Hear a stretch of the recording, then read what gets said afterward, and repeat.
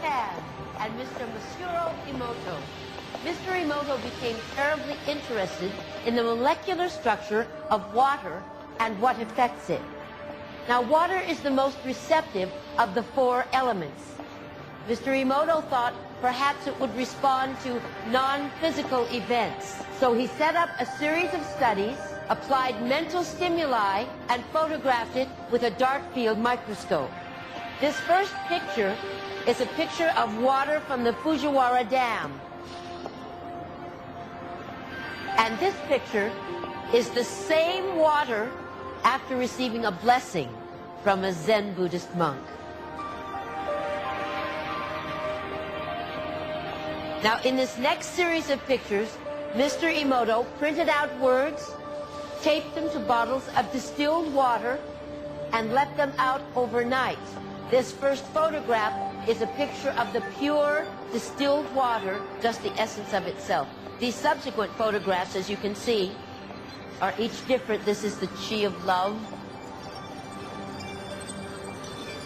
And we move along here to thank you. And you can see where he taped that to this bottle here.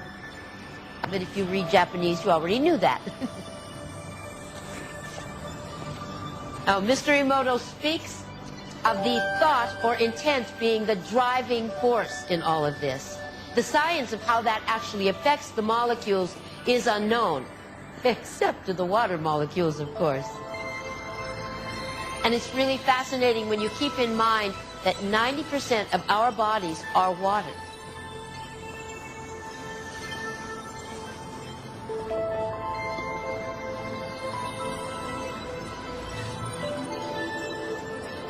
Makes you wonder, doesn't it? If thoughts can do that to water, imagine what our thoughts can do to us.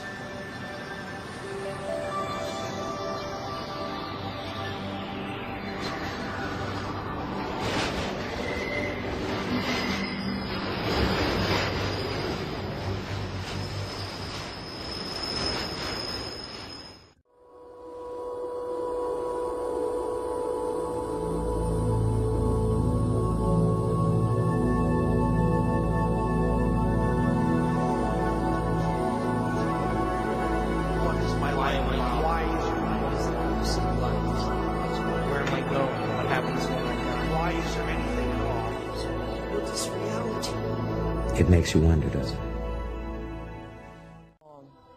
And ever given you sufficient, intelligent knowledge about your beautiful self, how you work from the inside out. Why do you have addictions? Because you have nothing better. You have dreamt of nothing better because no one has ever taught you how to dream better. Who lives life and considers their life boring or uninspiring is because they've made no attempt to gain knowledge and information that will inspire them. They're so hypnotized by their environment through the media, through television, through people living and creating ideals that everybody struggles to become, that no one can actually become in terms of physical appearance and definitions of beauty and valor that are all illusions, that most people surrender and live their life in mediocrity.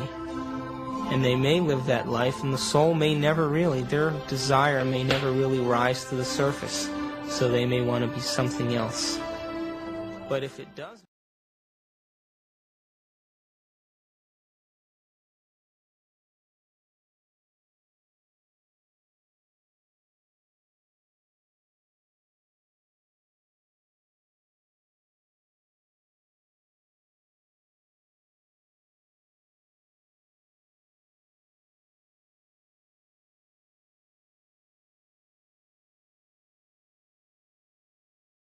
rise to the surface, and they ask themselves if there is something more, or why am I here? What is the purpose of life? Where am I going? What happens when I die? They start to ask those questions. They start to flirt and interact with the perception that they may be having a nervous breakdown. And in reality, what they're doing is that their old concepts of how they viewed their life in the world start to fall apart.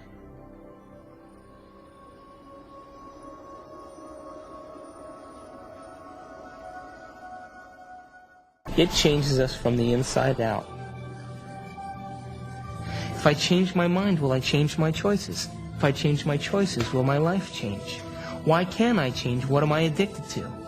What will I lose that I'm chemically attached to? And what person, place, thing, time, or event that I'm chemically attached to that I don't want to lose because I may have to experience the chemical withdrawal from that?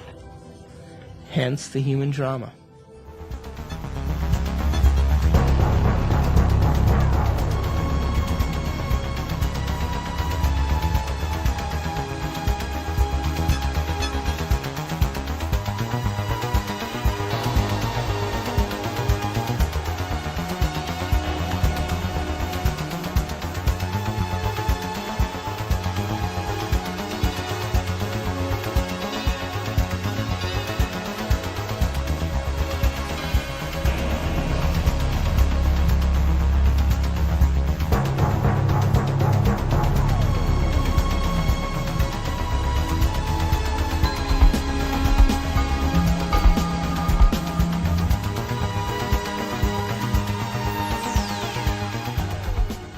I will ever be great to myself is not what I do to my body, but what I do to my mind.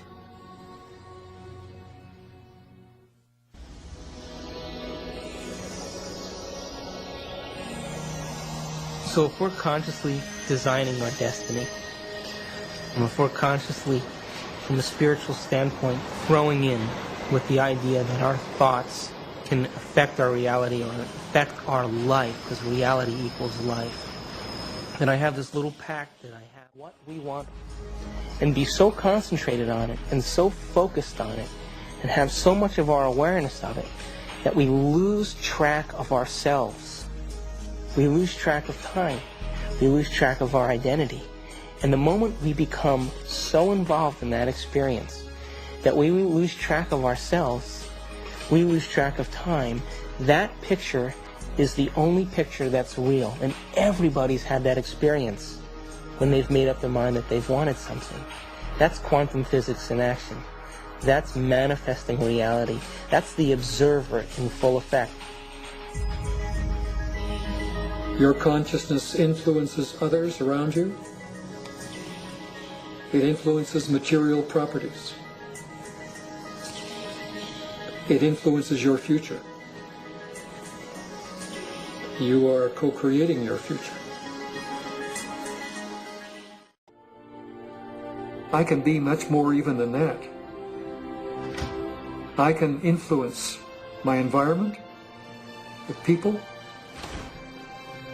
I can influence space itself. I can influence the future. I am responsible for all those things. I and the surround are not separate. They're part of one. I'm connected to it all. I'm not alone.